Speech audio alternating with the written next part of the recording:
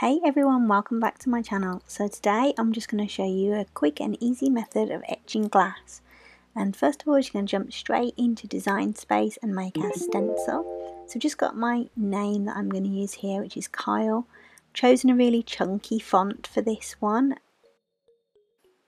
And all I'm doing here is just making the name and positioning the letters where I want them to be.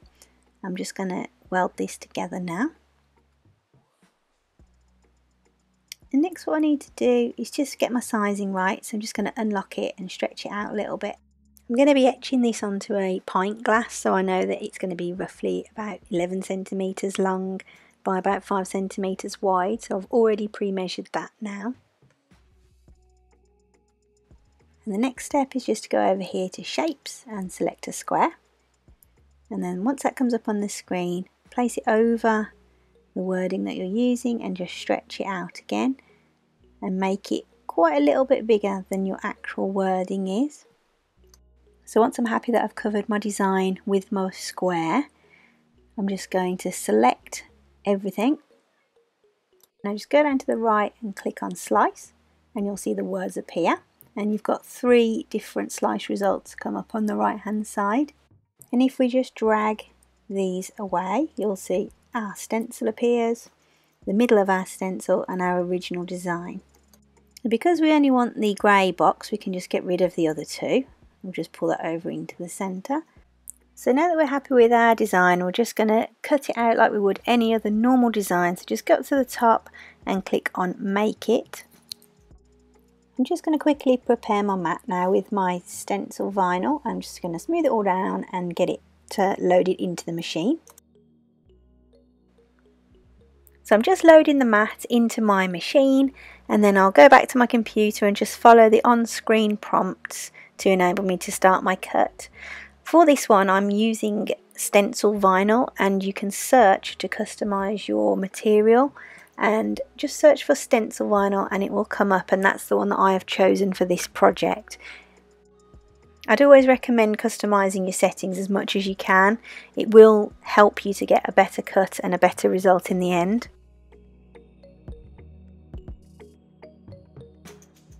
So the Cricut's finished doing the cut now. We're just going to take it off the mat and get rid of the excess vinyl from the sheet. So I'm just going to cut the sheet off following the line that I've used on the Cricut, and then I'm going to weed out the letters that I don't need for the stencil. So because it's a stencil, remember we need to take out all the letters. Normally you'd weed the outside, but this time we're weeding out all the inside vinyl.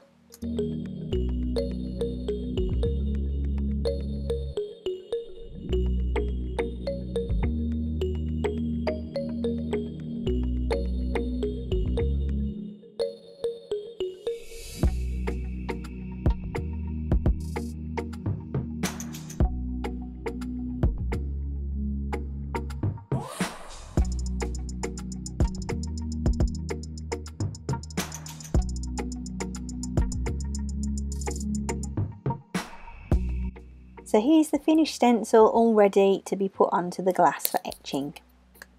So now we've got our stencil cut out successfully. I've got my glass. This is the glass I'm going to use for this one, and it's a bit of an experiment to see how it works really, because it's got this nice dotty pattern on it. It's actually inside, you can feel the circles and it feels lovely inside, but on the outside it's really smooth. So the first step now is just to clean the outside, and you know how much I love these Fast Aid pre-injection alcohol wipe swabs. They're brilliant for cleaning stuff. So let's just give it one over, because I'm not sure where I'm going to put it yet. So I'm just going to do the whole thing. I have washed my hands and they are nice and clean, free of oil, so let's just leave that to dry naturally, and I'll just put that there for a second. The main thing with the stencil now is to make sure that we stick it on really smoothly and we don't have any air bubbles. It can be a bit challenging when you're sticking it onto a curved surface like this, but let's have a go. So I'm just going to get a bit of transfer tape, nothing special, just normal transfer tape, I'm just going to cut a bit out that's a little bit bigger than my design, and there we go, just cut that down there. These scissors are not very sharp at all. Then I'm just going to apply the transfer tape to my design, just like you would do for any other vinyl that you're going to put onto a surface.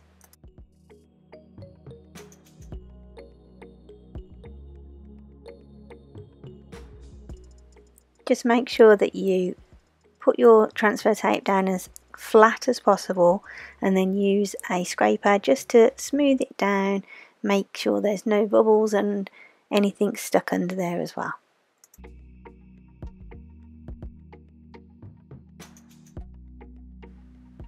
Now I'm just going to peel off my design and apply it onto my glass.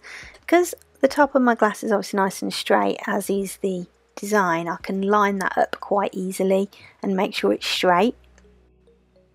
So I'm just going to apply the vinyl onto my glass, and then I'm going to smooth it down the centre, and then work my way from the centre out to the right, and then back into the centre again, and then out to the left, just making sure I squish out any air bubbles that might be there. If you can feel that you're getting any air bubbles, just lift it up again and pop it back down again. So I'm just going to give it a real good smooth.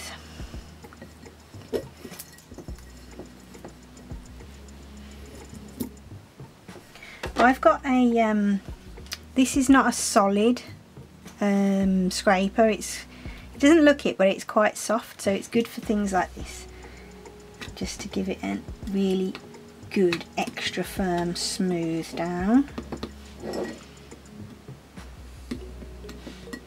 And the reason that we've left all this extra here is because we need a bit of protection from the etching cream when the process is in action. I might put some tape across the top there as well, just to protect that, because the etching cream, basically anywhere that it touches it will work on. Let's just remove the transfer tape then really carefully. You might feel a bit of lifting on your stencil at this stage. It doesn't matter too much, because we're going to smooth it back down again before we get started with the etching cream.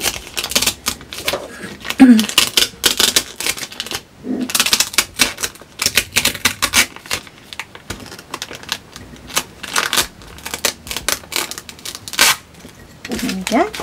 So I've got a bit of lifting here, so I'm just going to give it a good smooth again.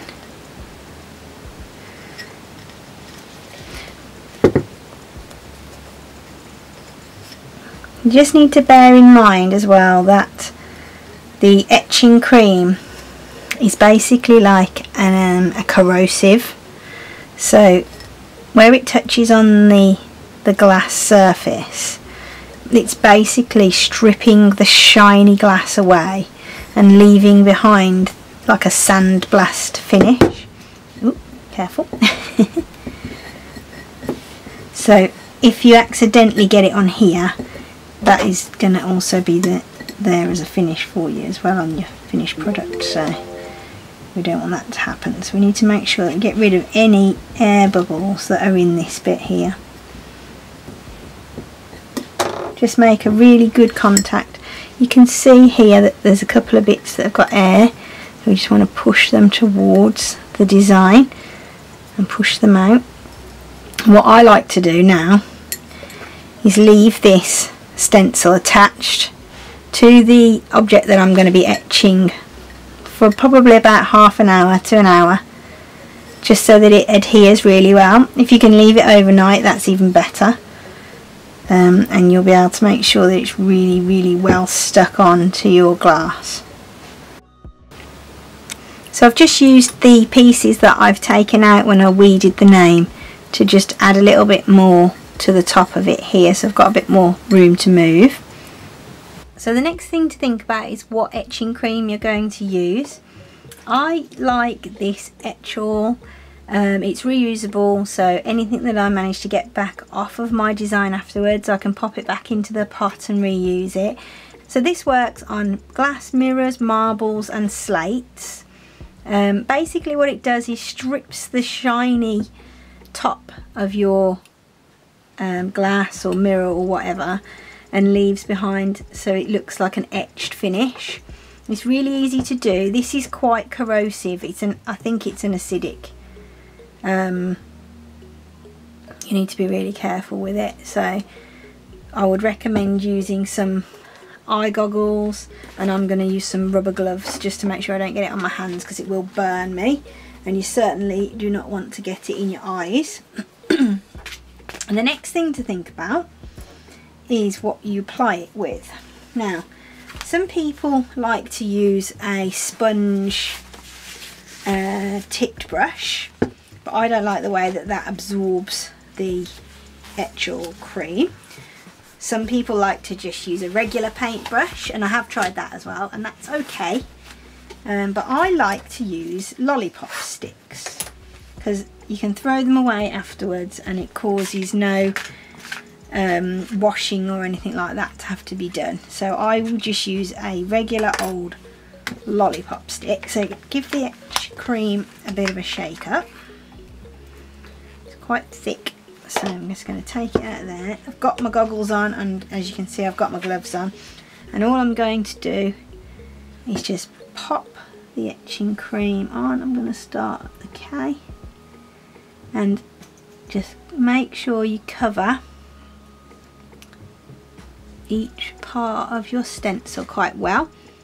Some people say that you need to keep moving the etching cream for the whole time that it's on here. I don't do that. I just let it sit quite thickly like this, and it usually does a good job. I've never had a problem with it doing it this way. Just make sure you don't get it on anything that you don't want to be etched.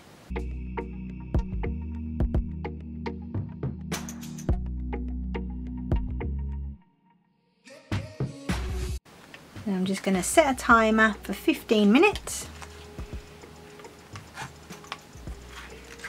and then I will come back to it. Hey Google, set a timer for 15 minutes. Sure, 15 minutes, starting now. So there's about 3 minutes left on this one now before I can start to remove it. I can see though that I've got a bit of a leakage. I don't know if you'll be able to see this. On the top of my K here I've got a bit of a leakage, so that might not be quite as smooth as I want it to be, but it's a gift for my nephew and I don't think he'll mind. So there's about 3 minutes left, so I'll be back in a second to show you how to start taking the etch or cream off and putting it back into the pot. Okay, so it's been about 15 minutes and I've got my rubber gloves back on, and I need my etch or, which is here. Let's just move these out of the way. I'm going to try and use the same. Okay, just carefully take the lid off. Right, so let's just grab this, and what I'm going to do is just scrape off as much of this as I can and just plop it back into there. You'll be able to feel when you're scraping it that the etching feels a bit like sand. It's a bit rough. I'm just going to get as much off as we can. As I said, I've got a bit of a seepage going on up here in this corner, but these things happen sometimes, and to be honest, it's part of it being a homemade, personalised present. So there we go, got as much of that off as we can. So just stand that up there and then get as much off the stick as I can. And put it back on its paper, put the lid back on. The lid on this is also child proof, which is really good. So just make sure it's done it nice and tightly, and I'll pop that back out the way on the shelf. Oops. Oh dear. Captain America's just fallen off the shelf. Okay, so I'm going to keep the rubber gloves on and we're going to go to the sink and wash the rest off. Okay, so here we are in the sink and I'm just going to run the cold tap a little bit and I'm going to just flush all this off here.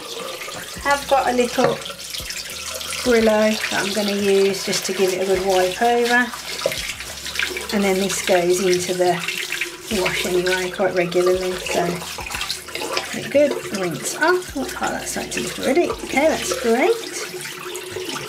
Okay, there we go. We can see that's all nicely washed off, and you can see that there's a little cloudy finish. So I'm hoping that it's going to look really good with the bubbles. So it's safe to take off our gloves now. I'm just going to leave them there to dry, and I've got my goggles, take those off as well. Okay, so now we can take off our stencil, and it should just peel off easily depending on what vinyl you've used, but it doesn't really matter if you rip it because you're not going to probably use it again. There we go, look, you can see there's a bit of etch all got underneath, which is annoying. So what I'm going to have to do is just give that a little wipe and just get rid of that etch all off there. The rest of it looks okay, and it shows up okay. So the stencil's off now, and this is the finished article. I'm actually really pleased with how it's turned out. It looks amazing. The etching's really nice and smooth and clear, apart from this little corner where I did have a little bit of a leak, but never mind, these things happen. It still looks nice. Thank you so much for watching. That is the end of this video. If you did enjoy it and you found it useful, please drop me a like or a comment down below, and if you could subscribe, that would be brilliant, and I'll see you again in the next one. Bye.